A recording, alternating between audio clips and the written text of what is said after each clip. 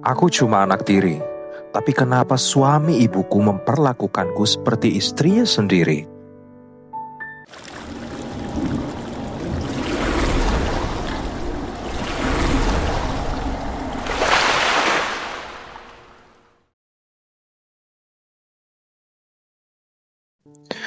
Namaku Kayla Anindita. Usia 19 tahun. Aku sudah tidak punya siapa-siapa selain ibu tiriku, Bu Retno, yang sekarang sudah menikah lagi dengan seorang pria bernama Pak Gading Mahendra. Ayah kandungku meninggal dunia saat aku masih duduk di bangku SMP. Lalu ibuku menyusul setahun setelahnya karena kanker. Hidupku berubah drastis sejak saat itu. Aku tidak punya saudara kandung dan satu-satunya keluarga yang tersisa adalah istri muda ayahku yang sebenarnya hanya terpaut 12 tahun dariku. Meski bukan ibu kandung, Bu Retno cukup baik padaku. Ia tidak pernah memperlakukanku buruk, tidak juga memaksaku memanggilnya ibu. Katanya, cukup panggil Bu Retno karena dia tahu betul posisinya di hidupku. Tapi, waktu ayah meninggal dan aku nyaris dibawa ke panti asuhan oleh saudara jauh, Bu Retno berdiri di depan mereka dan berkata, "Kayla tetap anak saya, dia tetap keluarga." Aku tidak pernah lupa tatapan matanya waktu bilang begitu. Sejak itu aku tinggal bersamanya, meski banyak suara sumbang yang mempertanyakan kenapa istri muda tetap mengurus anak dari istri pertama. Tapi Bu Retno tidak peduli. Dia tetap menyekolahkanku, bahkan membantuku membayarkan les dan segala kebutuhan sekolahku. Aku tumbuh jadi remaja, tidak kekurangan kasih sayang, sampai semuanya berubah. 2 tahun lalu Bu Retno menikah lagi. Pria itu duda, mapan, dan dikenal sebagai pengusaha properti yang sudah cukup ternama di kota kami. Namanya Gading Mahendra. Usianya jauh di atas Bu Retno, tapi cara bicaranya sopan dan wajahnya terawat. Awalnya aku ikut senang karena Bu Retno tampak bahagia. Dia pantas mendapatkannya, tapi aku tidak pernah menyangka bahwa pernikahan mereka justru akan menyeretku ke dalam kisah yang tidak pernah kubayangkan. Aku tinggal bersama mereka karena Bu Retno memohon. Katanya, "Jangan tinggal sendirian di rumah lama, nak. Kamu tetap anak ibu. Anggap rumah ini rumahmu juga." Dan aku percaya. Waktu itu aku hanya berpikir, ya, satu-satunya orang yang aku punya adalah Bu Retno. Pak Gading memperlakukanku sangat baik, terlalu baik malah. Dari awal dia sudah menunjukkan perhatian lebih.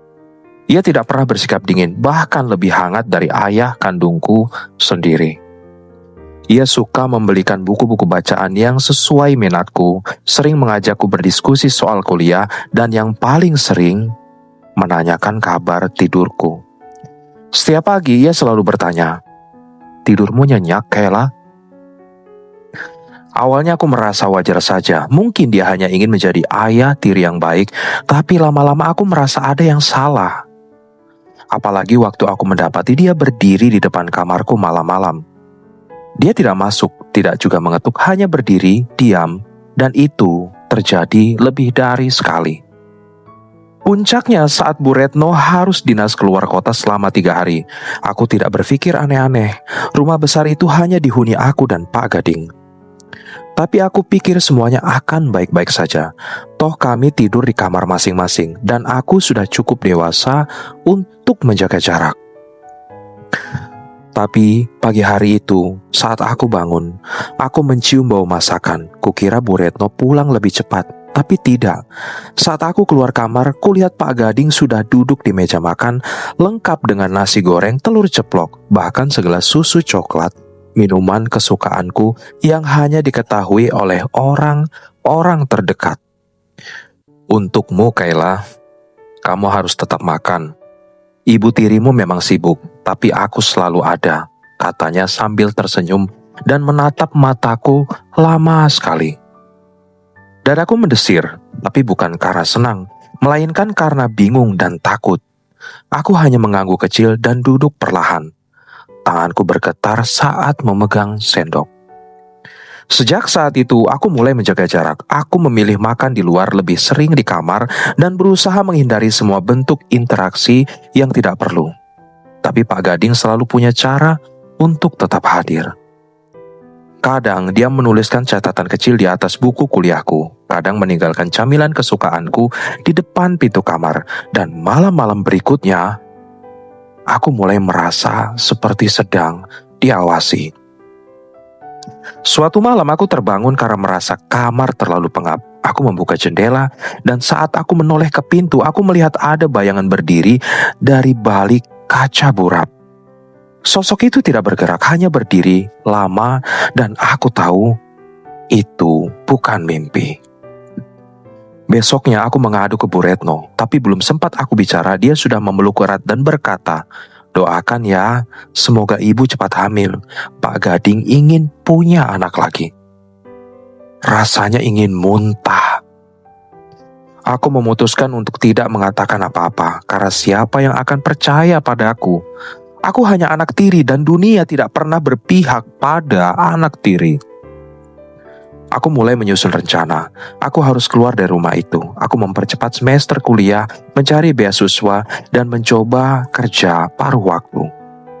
Tapi aku harus bertahan di sana beberapa bulan lagi, dan itu berarti aku harus kuat menahan tatapan yang terus menempeliku setiap hari. Suatu sore saat Bu Retno dan Pak Gading keluar rumah, aku masuk ke ruang kerja mereka. Aku berniat mencari dokumen penting milik kuliahku yang mungkin terselip. Tapi aku menemukan sesuatu yang tak seharusnya aku lihat. Sebuah album foto tua tersimpan rapi di dalam laci yang terkunci setengah terbuka. Aku membukanya dan dunia seakan berhenti berputar. Di dalamnya ada puluhan foto masa kecilku. Bukan hanya saat aku tinggal bersama ayahku, tapi bahkan lebih lama dari itu. Ada fotoku saat usia 4 tahun, di taman bermain, di acara ulang tahun, bahkan saat aku sedang tidur di sofa rumah lama kami. Bagaimana bisa? Tanganku gemetar saat membalik halaman terakhir. Di sana tertulis tanggal dan catatan tangan. Kayla, putri dari Ismail, gadis yang seharusnya jadi bagian hidupku sejak dulu. Jantungku hampir copot. Ismail adalah ayah kandungku, jadi Pak Gading mengenal ayahku. Kenapa dia tidak pernah bilang kenapa dia punya foto-fotoku? Dan malam itu, semuanya terasa jelas, terlalu jelas. Perhatiannya, tatapannya, kalimat-kalimatnya. Aku bukan sekedar anak tiri di matanya. Aku adalah seseorang yang sudah dia incar sejak lama. Aku menutup album itu dengan tangan gemetar dan berlari ke kamar. Tapi belum sempat aku mengunci pintu, ada ketukan pelan dari luar. Kayla, suara Pak Gading.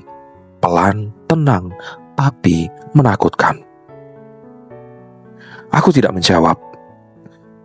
"Maaf kalau aku sering mengganggumu. Aku cuma takut kehilanganmu lagi." Lagi? Tangisku pecah malam itu, tapi dalam diam. Di balik pintu kamar yang terkunci, dan untuk pertama kalinya dalam hidupku, aku merasa aku harus lari. Setelah malam itu, aku benar-benar tidak bisa tenang. Tatapan Pak Gading, suaranya, cara dia menyebut namaku, semuanya membuatku merasa seperti mangsa yang sedang dikurung dalam kandang emas. Aku mencoba meyakinkan diri bahwa mungkin aku hanya terlalu sensitif, terlalu curiga, tapi hati kecilku menolak percaya. Semakin aku menghindar, semakin kuat pula kehadirannya menghantuiku. Pagi itu aku bangun lebih awal dari biasanya. Mata masih berat, tapi aku paksa bangkit dan langsung menuju kamar mandi. Tapi sebelum aku keluar kamar, aku mendengar suara langkah pelan di lorong. Aku menempelkan telinga ke pintu. Langkah itu berhenti, tepat di depan kamarku. Aku menahan nafas 5 detik, 10 detik, 20 detik, hening. Lalu langkah itu pergi. Aku tahu itu bukan mimpi, itu nyata. Sejak malam itu, dia duduk di ujung tempat tidurku dan berbisik bahwa dia hanya ingin memastikan aku baik-baik saja. Aku tidak bisa tidur dengan nyenyak, bahkan aku mulai membiasakan diri tidur dengan hoodie dan celana panjang serta meletakkan kursi di depan pintu agar lebih sulit dibuka dari luar. Hari-hariku berubah jadi waspada terus-menerus. Aku tidak bisa makan dengan tenang, tidak bisa belajar dengan fokus, dan selalu merasa seperti sedang diawasi. Aku membatasi interaksi, mengurung diri di kamar, dan kalaupun aku harus keluar, aku pastikan pintu selalu dalam jangkauan mataku. Bu Retno tampak tidak curiga apa-apa. Dia tetap seperti biasa, penuh kasih sayang. Sering sibuk dengan pekerjaannya dan menganggap rumah ini aman-aman saja. Aku beberapa kali ingin bicara, tapi lidahku terlalu keluh. Apa aku harus bilang bahwa suaminya mulai bersikap seperti laki-laki yang jatuh cinta pada anak tiri? Aku tidak tahu bagaimana reaksi ibu. Aku tidak tahu apakah dia akan percaya atau malah menganggapku hanya lebay dan berlebihan. Atau lebih buruk lagi, kalau dia menuduhku balik sebagai perusak rumah tangganya. Sore itu Bu Retno pergi ke salon bersama sahabatnya. Aku tahu, ini berarti minimal 2 jam dia tidak akan ada di rumah. Aku masih ingat jelas detik-detik yang membuat tubuhku dingin. Aku sedang di dapur memasak mie instan. Musik pelan dari HP-ku mengalun sambil kupasang earphone di satu telinga. Saat aku membuka kulkas untuk mengambil telur, aku hampir menjatuhkannya ketika menoleh ke belakang dan mendapati Pak Gading berdiri diam di ujung dapur memperhatikanku. "Kayla," katanya pelan, "kamu kelihatan dewasa sekali akhir-akhir ini." Aku tertegun. Jantungku langsung berdebar kencang. Aku hanya tertawa canggung dan berkata, iya, mungkin karena lagi stres ngerjain tugas kuliah." Tapi dia tetap berdiri di situ, tidak bergerak. Tatapannya tidak pergi dari wajahku, lalu dengan langkah pelan dia mendekat. "Aku selalu suka lihat kamu dari kecil. Kamu anak yang tenang, lembut, dan sekarang cantik sekali," katanya lagi nyaris berbisik. Aku mundur satu langkah dan saat dia hendak lebih dekat, aku berkata cepat, "Saya ke kamar dulu ya Pak. Mie-nya nanti saya makan di atas." Tanpa menunggu jawaban, aku langsung naik ke atas dan mengunci pintu kamar. Jantungku hampir meledak, tanganku gemetar. Aku berdiri lama di balik pintu, mendengar langkah kakinya masih di lantai bawah. Saat malam tiba, aku tidak makan, aku pura-pura tidur.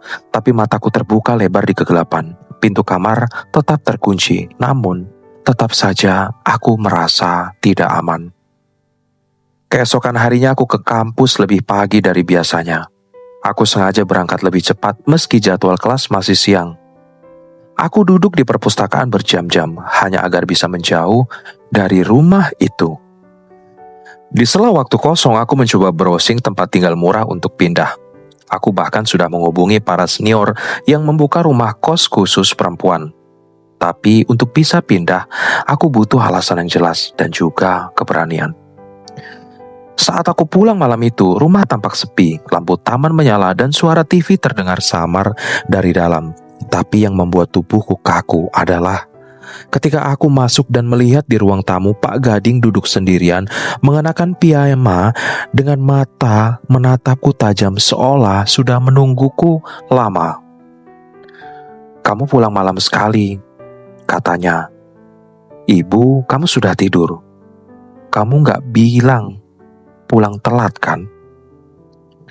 Aku mencoba tersenyum. Meski sangat kaku, tadi ada tugas kelompok. Lalu dia berdiri mendekat, tapi aku langsung menghindar dan naik tangga cepat-cepat. Tak kuberi kesempatan dia bicara lebih banyak. Dan malam itu, aku benar-benar tak bisa tidur. Ada suara langkah mondar-mandir di luar kamar. Kursi yang kuletakkan di balik pintu sempat bergetar sedikit. Tapi pintu tidak terbuka. Sampai akhirnya aku ketiduran karena terlalu lelah menangis dalam diam. Pagi harinya saat aku terbangun, aku menemukan secari kertas terselip di bawah pintu kamar. Isinya singkat. Kalau kamu merasa takut, kamu bisa cerita ke aku. Aku hanya ingin kamu nyaman dan aman. Tanganku mencengkram kertas itu kuat-kuat. Rasanya ingin menjerit, ingin kabur, tapi otakku masih mencoba menyusun strategi. Aku tidak bisa pergi begitu saja tanpa rencana. Siang itu aku pura-pura keluar rumah seperti biasa, padahal aku ke warnet dekat kampus untuk mencetak formulir pindah tempat tinggal. Aku juga menulis surat singkat untuk Bu Retno, tanpa menyebut alasan sebenarnya. Aku hanya bilang aku butuh ruang sendiri, fokus kuliah, dan ingin mandiri. Saat malam tiba, aku tahu ini malam terakhir di rumah itu. Aku sudah mengemas bagian baju dan barang-barang penting, sisanya biarlah tertinggal. Tapi sebelum aku benar-benar bisa pergi, satu hal terjadi yang membuat semuanya hampir hancur. Sekitar pukul 11:30 malam, pintu kamarku diketuk pelan. 3 kali, lalu suara Pak Gading terdengar dari balik pintu. "Kayla, aku tahu kamu belum tidur. Boleh aku bicara sebentar?" Aku diam, tidak menjawab. Aku cuma ingin jujur sekali ini saja. Aku tetap diam. Kalau saja waktu bisa diputar, aku lebih memilih mencarimu lebih dulu, bukan menikahi Retno. Kamu tahu kenapa aku menikahi dia, kan? Aku menutup mulut dengan tangan. Air mataku sudah turun tanpa bisa kucegah. Nafasku tercekat. Aku mencintaimu, Kayla. Kata-kata itu seperti bom yang meledak di dalam kepalaku. Aku hampir membuka pintu, bukan untuk menjawab, tapi karena ingin berteriak sekencang-kencangnya. Tapi aku tidak bisa, kakiku lemas, suaraku hilang. Dunia terasa berhenti berputar. Langkah kaki itu akhirnya menjauh, tapi sebelum benar-benar pergi, dia menyelipkan sesuatu di bawah pintu. Sebuah amplop kecil berwarna coklat. Di dalamnya ada foto ibuku. Ibuku, bukan Bu Retno. Dan di belakang foto itu tertulis tulisan tangan. "Kalau saja ibumu tidak memilih ayahmu, semua akan berbeda." Aku tersungkur di lantai, tangis meledak. Aku baru sadar, ini bukan sekadar rasa suka, ini obsesi, dan aku adalah bayang-bayang masa lalu yang belum selesai untuknya. Malam itu aku tak tidur sama sekali. Begitu pagi menyapa dan Bu Retno berangkat lebih dulu ke kantor, aku membawa semua barangku dan pergi tanpa pamit. Dan saat aku berjalan menjauh dari rumah itu, entah kenapa aku merasa ini belum berakhir. Aku tak tahu kenapa sore itu aku masuk ke ruang kerja Pak Gading. Ruangan itu biasanya selalu tertutup, bahkan Bu Retno sendiri jarang masuk. Tapi entah mengapa pintunya terbuka dan aku seperti ditarik oleh sesuatu yang tak bisa dijelaskan. Ada rak buku tinggi, meja kerja dari kayu jati, dan di pojok ruangan sebuah lemari kecil dengan laci setengah terbuka. Aku ragu, tapi tanganku tetap bergerak. Aku menarik laci itu dan menemukan sebuah album tua berdebu. Sampulnya kulit coklat tua, agak mengelupas di tepinya. Aku duduk di lantai dan membuka halaman pertama. Mataku membelalak. Foto pertamaku waktu aku masih SD, lalu foto saat ulang tahunku yang ke-8. Bahkan foto saat aku duduk di pangkuan ayah kandungku di taman. Semua foto yang bahkan aku sendiri sudah lupa. Jantungku berdetak makin cepat. Ini tak mungkin. Foto-foto ini seharusnya hanya ada di rumah lamaku dulu, di rumah ayah dan ibu kandungku. Tapi rumah itu sudah lama dijual setelah mereka tiada. Kenapa ada di sini? Aku membalik halaman demi halaman. Tanganku mulai bergetar. Di setiap lembar ada catatan kecil, tulisan tangan yang rapi tapi asing. Kayla kecil, senyumannya sama seperti ibunya. Ulang tahun ke-9, aku melihat dari kejauhan. Semakin besar, wajahmu makin mirip dia. Dan yang paling membuatku terpaku adalah catatan di balik salah satu foto. Kayla, anak dari Ismail, sahabatku, gadis yang seharusnya jadi milikku dari dulu. Dunia seperti runtuh di kepalaku, nafasku tercekat. Aku menutup album itu dan berdiri terburu-buru.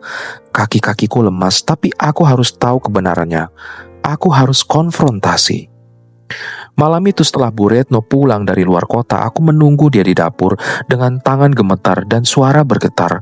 Aku menunjukkan foto-foto itu. "Ibu, kenapa foto-foto ini ada di ruang kerja Pak Gading?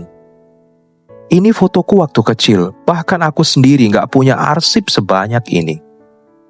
Bu Retno mematung, wajahnya pucat. Lalu dengan suara sangat pelan dia menjawab, "Kamu memang berhak tahu." Dia duduk, aku pun duduk di depannya, dan dari sanalah semuanya terungkap. Pak Gading katanya adalah sahabat dekat ayah kandungku dulu, Pak Ismail. Mereka sama-sama kuliah di Jogja, tinggal di kos yang sama dan saling bersaing dalam banyak hal, termasuk soal cinta. Waktu itu Pak Gading mencintai seorang wanita yang bernama Nisa. Ya, ibuku. Tapi ibu malah memilih menikah dengan ayah kandungku. Menurut cerita Bu Retno, sejak saat itu Pak Gading menjauh.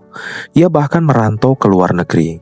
Tapi setelah ibu dan ayahku meninggal selang 1 tahun, Pak Gading tiba-tiba muncul kembali di hidup Bu Retno.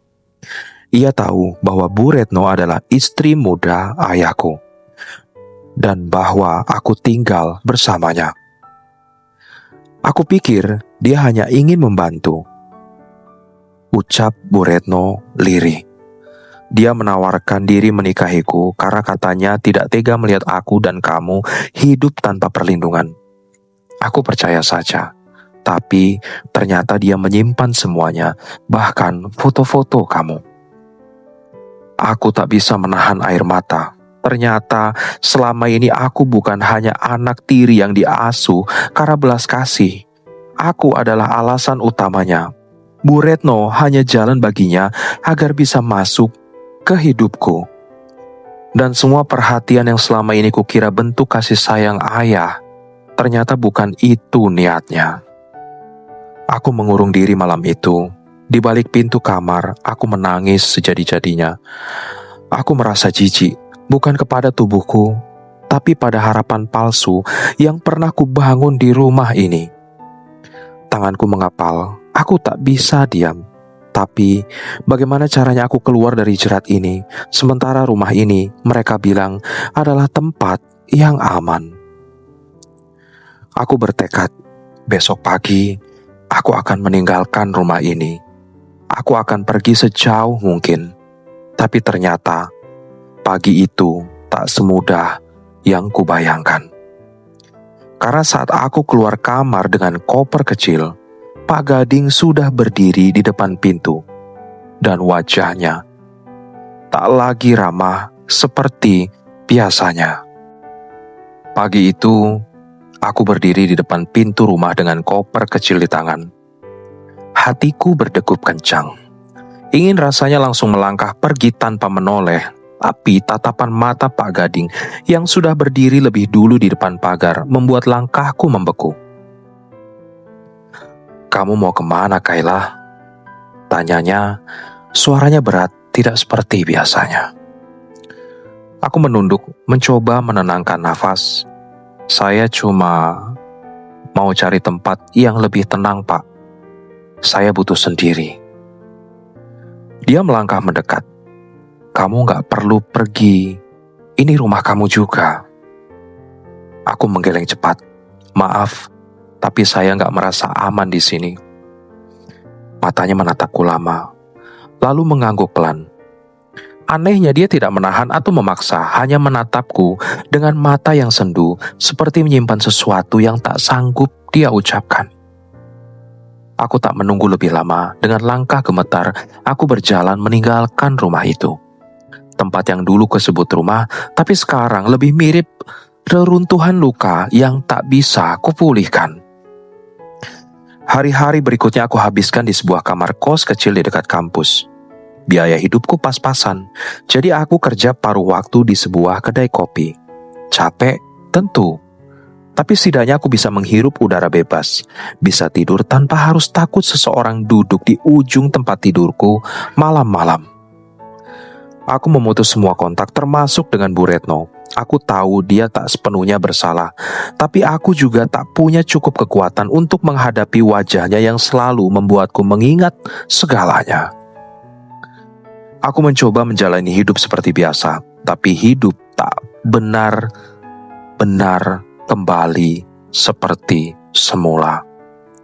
Setiap kali aku melihat pria parubaya dengan sorot mata teduh, aku langsung teringat Pak Gading. Setiap kali aku pulang kerja malam hari dan melewati lorong gelap, bayangan masa laluku kembali muncul, menggigilkan tubuhku. Waktu berjalan, 3 bulan, lalu 5 bulan, aku mulai terbiasa. Tapi suatu sore yang mendung, Bu Retno muncul di depan pintu kosku. Rambutnya sudah mulai banyak uban. Wajahnya tampak lebih tua dari sebelumnya. Aku membuka pintu dengan ragu. Dia berdiri di sana, membawa map berwarna biru. Matanya merah, mungkin habis menangis. Aku membisu, tak tahu harus berkata apa. Dia yang lebih dulu bicara. "Kayla, maaf tiba-tiba datang. Aku cuma gak tahu harus kemana lagi." Aku menatap matanya, dan disitulah aku tahu ada kabar buruk. Dia menyerahkan map itu ke tanganku. "Pak Gading meninggal dunia 3 hari lalu, serangan jantung." Duniaku hening seketika. Aku tak tahu harus sedih atau lega. Yang kurasakan cuma hampa. Tubuhku seperti kehilangan gravitasi, bahkan air mata pun tak keluar. "Ini," Bu Retno melanjutkan, suaranya serak. "Dia nitip surat buat kamu. Katanya cuma kamu yang boleh baca." Aku menerima map itu dengan tangan gemetar. Begitu Bu Retno pamit dan pergi, aku duduk di tepi ranjang, membuka surat itu dengan hati yang campur aduk. Surat itu ditulis tangan, kertasnya agak kusut, dan aku mengenali tulisan Pak Gading di sana. "Kayla, maafkan aku kalau selama ini aku membuatmu takut atau tidak nyaman. Aku cuma ingin dekat kamu. Aku tidak pernah bisa mencintai wanita lain setelah ibumu, bahkan setelah dia memilih sahabatku. Aku mengalah waktu itu, tapi hatiku tak pernah benar-benar sembuh. Aku mencintaimu, Kayla, bukan sebagai anak, tapi sebagian dari hidupku yang seharusnya kumiliki sejak dulu. Mungkin caraku salah. Aku tahu aku bukan ayah tiri yang baik. Tapi aku ingin kamu tahu, perasaan ini tidak pernah palsu. Aku selalu memperhatikanmu dari jauh, bahkan sebelum kamu tinggal bersama Retno. Mungkin kamu akan membenciku setelah membaca ini, tapi setidaknya kamu tahu, aku tidak pernah berniat menyakitimu. Aku hanya terlalu lama hidup dalam bayang-bayang cinta yang tak pernah bisa kupeluk." Aku tak bisa berkata apa-apa. Surat itu kusimpan di bawah bantal, bukan karena aku ingin menyimpannya, tapi karena aku tak sanggup membacanya 2 kali. Malam itu aku menangis, bukan karena kehilangan, tapi karena bingung harus bagaimana dengan luka ini. Karena cinta yang tidak pada tempatnya bisa berubah jadi beban yang terlalu berat untuk disangga sendiri. Aku berusaha menguatkan diri, mencoba memaafkan masa laluku. Meski tak bisa melupakannya, karena tak semua kisah bisa ditutup dengan bahagia. Ada yang harus dibiarkan retak agar kita belajar membangun yang baru. Dan untuk pertama kalinya setelah sekian lama, aku tidur dengan tenang. Bukan karena semuanya sudah selesai, tapi karena aku sadar, meski aku pergi, luka itu tetap tinggal. Tapi aku tak lagi biarkan dia mengatur langkahku. Aku adalah aku, dan cerita ini cukup sampai di sini. Oke guys, terima kasih sudah menonton videonya sampai habis. Bagaimana menurut kalian semua cerita kisah tentang Kayla. Tulis di kolom komentar ya. Dan apabila kalian ingin mendapatkan update cerita-cerita novel romantis langsung tamat dari channel Cinta Tanpa Izin, jangan lupa ikuti dengan cara subscribe, like, share, dan komen di bawah ini. Sampai jumpa di video selanjutnya. Bye-bye.